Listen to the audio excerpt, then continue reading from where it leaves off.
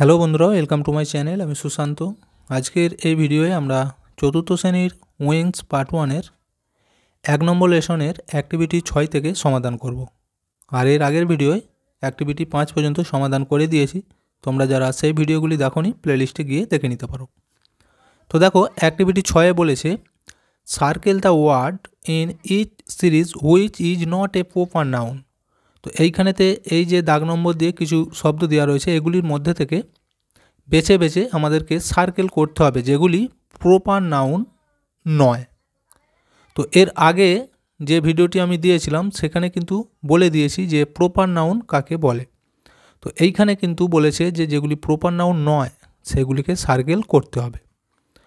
তো proper noun বলতে নির্দিষ্ট কোনো ব্যক্তি, বস্তু বা স্থানের নাম বোঝায়, সেগুলো হচ্ছে প্রপার নাউন। কিন্তু সেগুলো বাদে যেগুলো বোঝাবে তাহলে সেটা আমরা সার্কেল করব।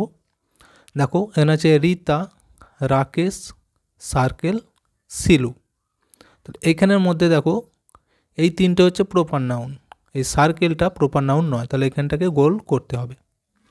আচ্ছা, বিয়েটা দেখো আগ্রা, সিটি, কলকাতা, দার্জিলিং। এখানেও তাই, এই সিটিটা প্রপার নাউন নয়, বাকিগুলি দেখো জায়গার নাম বুঝিয়েছে, তাহলে এই সিটিটা গোল দাগ দিতে হবে। সিএটা দেখো সঞ্জীব, রূপম, সুজয়, চিলড্রেন। এখানের মধ্যে এই চিলড্রেনটা হচ্ছে আলাদা, অর্থাৎ প্রপার নাউন নয়, তাহলে এটাকে সার্কেল করতে হবে। Saina, player, Maradona, Jhulan. এখানের মধ্যে দেখো এই প্লেয়ারটি প্রপার নাউন নয়, তাহলে এইটাকে সার্কেল করতে হবে। আচ্ছা, এরপর এটা দেখো হাট, Taj Mahal, red fort, Victoria Memorial. এখানের মধ্যে এই হাট, এটাকে সার্কেল করতে হবে, এটা প্রপার নাউন নয়।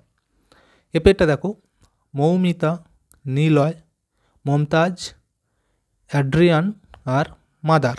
এখানের মধ্যে মাদারটা হচ্ছে প্রপার নাউন নয়, এটা সার্কেল হয়ে যাবে, বুঝে গেল?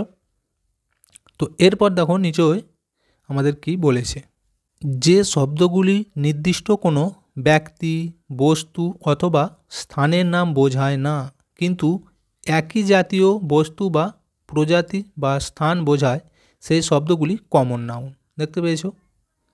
তাহলে আমরা যেগুলি দাগ দিয়েছি ওগুলোর নির্দিষ্ট কিন্তু কারো নামও বোঝায়নি, কোনো জায়গার নামও বোঝায়নি, তাহলে ওইগুলো হয়ে যাবে আমাদের কমন নাউন। এই দেখো এখানে বলেও দিয়েছে যে কমন নাউন কাকে বলে, যে শব্দের দ্বারা এক জাতীয় ব্যক্তি বা বস্তুর প্রত্যেকের সাধারণ নাম বোঝায় তাকে কমন নাউন বলে। এইখানটা দেখো আরেকবার, the words which you have circled do not point to any particular person, place or things, but is common to all persons or things of the same class or kind. These words are known as common noun. তাহলে দেখো ওই যে আমরা উপরে যেগুলি দাগ দিয়েছি সেগুলো সবই ছিল কমন নাউন, কারণ ওইখানেতে নির্দিষ্ট কোনো ব্যক্তি বা বস্তুর বা কোনো জায়গার নাম কিন্তু বোঝায়নি। তাহলে কমন নাউনের যদি আমরা উদাহরণ দেখি একটু ভালো করে, তাহলে বুঝতে পারবে। দেখো tree, teacher, man, river, girl, love, iron. দেখো ট্রি মানে কি গাছ, তাহলে গাছের কিন্তু নির্দিষ্ট কোনো নাম বলা নাই যে কোন গাছটা, শুধু বলা আছে গাছ। তাহলে যে কোনো গাছ হতে পারে, কোনো ফুল গাছ, আম গাছ, জাম গাছ, সে কিন্তু নির্দিষ্ট নাম বলা নেই, তাহলে শুধু ট্রি মানে হচ্ছে এটা কমন নাউন। দেখো টিচার, টিচার মানে কি শিক্ষক, তার মধ্যে স্ত্রীও হতে পারে, পুরুষও হতে পারে, তো সকলকে একসাথে বলা হয় টিচার। আচ্ছা ম্যান, ম্যান মানে হচ্ছে মানুষ, তাহলে তার মধ্যে স্ত্রীও হতে পারে, পুরুষও হতে পারে, তাহলে উভয়কে না বুঝিয়ে আমরা শুধু ম্যান বলে দিয়েছি, তাহলে এখানটা হয়ে যাচ্ছে কমন নাউন। অ্যাক্টিভিটি 7 দেখো, in the following passage you will meet with proper nouns and common noun, find out them and mention them in the space given below, two are done for you. অর্থাৎ দেখো নিচেতে একটা passage দেওয়া রয়েছে, ওই প্যাসেজটি আমরা যখনই পড়বো ওখান থেকে কমন নাউন এবং প্রপার নাউন সম্পর্কে আমরা জানতে পারবো। আর যেগুলি কমন নাউন এবং যেগুলি প্রপার নাউন সেগুলি নিচে ওই যে ছক দেওয়া রয়েছে ওইখানেতে আমাদেরকে সঠিকগুলি ঘরেতে বসাতে হবে, বুঝা গেল? দেখো এখানটা আমি পড়ছি, Pappu is the name of an elephant. Pappu হলো একটি হাতির নাম। He is now living in Alipore zoo. তো সে এখন আলিপুর চিড়িয়াখানায় থাকে। হি হ্যাজ এ কাপ, তার একটি বাচ্চা আছে। ইটস নেম ইজ সুইটি, তার নাম হয় Sweety. The zoo is a nice place, চিড়িয়াখানাটি খুব সুন্দর জায়গা।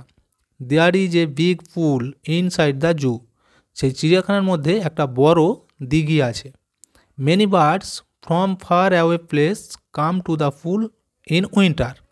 দেখো শীতকালে বিভিন্ন দূর দূরান্ত জায়গা থেকে প্রচুর পাখি সেই দিঘির মধ্যে আসে। Many people from the cities come to visit the zoo everyday. প্রতিদিন শহরের বিভিন্ন প্রান্ত থেকে মানুষ চিড়িয়াখানায় আসেন। এই যে আমরা প্যাসেজটি পড়েছি এবং এর মধ্যে থেকে প্রপার নাউন যেগুলি সেগুলো এখানে লিখব, যেগুলো কমন নাউন এখানে লিখতে হবে। তো দেখো প্রপার নাউন তো আগেই বলেছি, নির্দিষ্ট কোনো ব্যক্তির নাম বোঝাতে পারে, কোনো জায়গার নাম বোঝাতে পারে, কোনো বস্তুর নাম, সেগুলো প্রপার নাউন হয়। তাহলে এইখানেতে আমরা কী কী লিখবো বলো তো? এই যে পাপ্পু একটা দেখিয়ে দেওয়া রয়েছে, দেখতে পেয়েছো? আচ্ছা, আর এখানে হতে পারে এই যে আলিপুর একটা জায়গার নাম, তাহলে এইটা লিখবো। আর এই যে সুইটি এখানে হয়ে যাবে। এই তিনটে হচ্ছে আমাদের প্রপার নাউন। আর কমন নাউনের ঘরে লিখবো দেখো এলিফ্যান্ট, হাতি। আচ্ছা, আরও লিখতে পারি আমরা জু, লিখতে পারি চিড়িয়াখানা। আচ্ছা, পুল লিখতে পারি দিঘি, পিউপিল আর সিটি, এগুলি তোমরা পরপর এখানে লিখে দেবে। এগুলো সব কমন নাউন। অ্যাক্টিভিটি 8 দেখো এবার, pick out the common nouns from the sentence and write in the box below. এই যে বাক্যগুলির মধ্যে থেকে যেগুলি কমন নাউন সেগুলোকে আমাদের বেছে নিয়ে এই যে ছকের মধ্যে লিখতে বলেছে, দেখতে পেয়েছো? তো একটা কিন্তু দেখিয়ে দিয়েছে প্রথমেরটাতে, যেমন আছে চিলড্রেন আর প্লেয়িং ফুটবল, শিশুরা ফুটবল খেলছে। তো এইখানে দেখো যে চিলড্রেন আর ফুটবল এগুলো হচ্ছে কমন নাউন, লিখে দেওয়া আছে। আচ্ছা, এরপর এটা দেখো we read books in school, আমরা স্কুলে বই পড়ি। তাহলে এইখানের মধ্যে থেকে আমরা কমন নাউন কোনগুলো পাচ্ছি? এই যে বুকস আর স্কুল, কারণ স্কুল তো অনেক আছে, নির্দিষ্ট কোনো নাম বলা নেই, তাহলে এটা কমন নাউন। বুক, বইটাও তাই, অনেক ধরনের বই আছে, নির্দিষ্ট কোনো বইয়ের নাম বলা নেই, তাহলে এই দুটো হচ্ছে কমন নাউন, এখানে লিখতে হবে। সে এটা দেখো, the woman sweeped all the dust with the broom, বৃদ্ধ মহিলাটি সুইফট ঝাঁট দিচ্ছিল অল দ্য ডাস্ট, সমস্ত ধুলোগুলি, উইথ দ্য ব্রুম তার ঝাঁটা দিয়ে। এইখানেতে কমন নাউন হচ্ছে ওম্যান, ব্রুম।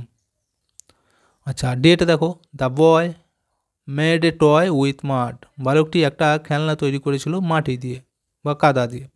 তাহলে এইখানেতে দেখো এই যে বয়টা কিন্তু কমন নাউন, কারণ নির্দিষ্ট কোনো ছেলের নাম বলা নেই, শুধু বয় লেখা আছে। আর টয় মানে খেলনা, খেলনারও কিন্তু অনেক ধরনের খেলনা থাকে, সেটা বলা নেই, তাহলে এই দুটো হচ্ছে কমন নাউন। এটা দেখো, the teachers opens the book, শিক্ষক মহাশয় বইটি খুললেন। তাহলে এইখানে দেখো টিচারটা হবে কমন নাউন আর বুকটা। টিচার সেক্ষেত্রে স্ত্রীও হতে পারে, পুরুষও হতে পারে।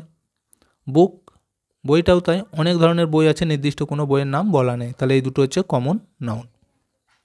আচ্ছা, লাস্টেরটা দেখো, হেলথ ইজ আওয়ার ওয়েলথ, স্বাস্থ্যই আমাদের সম্পদ। তাহলে এইখানে দেখো এই হেলথ অ্যান্ড ওয়েলথ দুটো কমন নাউন, বুঝে গেল?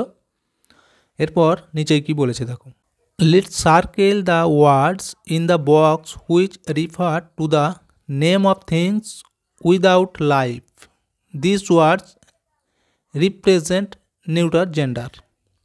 দেখো আমাদেরকে সার্কেল করতে বলেছে, এই যে ছকের মধ্যে যে কমন নাউনগুলি আমরা লিখেছি সেইগুলোকে সার্কেল করতে হবে। কোনগুলি? যাদের মধ্যে প্রাণ নেই, অর্থাৎ যেগুলি জড় বস্তু, সেগুলিকে গোল দাগ দিতে বলেছে, সেগুলিকে বলা হয় নিউটার জেন্ডার। বুঝতে পেরেছো? দেখো এখানে বাংলাতেও কিন্তু লেখা আছে, এই যে প্রাণহীন বস্তু বোঝায় সেগুলি হচ্ছে গোল করতে হবে, সেই শব্দগুলিকে বলা হয় নিউটার জেন্ডার। যাদের প্রাণ নেয় সেগুলিকে আমাদের নিউটার জেন্ডার বলা হয়। তাহলে কোনগুলি গোল দাগ দেবে? দেখো এখানে একটা দেখিয়ে দিয়েছিল এই যে ফুটবল, এটা তাহলে গোল হয়ে যাবে, ফুটবলের প্রাণ নেই, তাই তো? আচ্ছা, এরপর লিখতে পারো বুকস, বইয়েরও প্রাণ নেই। স্কুল, তারও প্রাণ নেই। ব্রুম মানে ঝাঁটা, তারও প্রাণ নেই। টয় খেলনা, তারও প্রাণ নেই। আর হেলথ এবং ওয়েলথ এই দুটো হয়ে যাবে। তাহলে এইগুলি সবকটাই গোল করে দিতে হবে, কারণ এদের প্রাণ নেই, এগুলি সবই নিউটার জেন্ডার। বুঝে গেল? আচ্ছা, এবার ওর নিচয় দেখো কি বলেছে, let's tick the words in the box which indicate either male or female persons. These words represent common gender. এইবার বলেছে যেগুলো গোল দাগ দেওয়া হলো সেগুলো বাদে যেগুলি পড়ে রয়েছে দেখো, তাদের মধ্যে থেকে যেগুলি স্ত্রী এবং পুরুষ উভয়কেই একসাথে বুঝিয়ে দেয় সেগুলিকে ঠিক চিহ্ন দিতে হবে। সেগুলিকে বলা হয় কমন জেন্ডার। বুঝে গেল? তাহলে কি বললাম, স্ত্রীও হতে পারে পুরুষও হতে পারে, কিন্তু আলাদা আলাদাভাবে না বুঝিয়ে একসাথে যেগুলি বোঝায় উভয়কে সেগুলো হচ্ছে কমন জেন্ডার।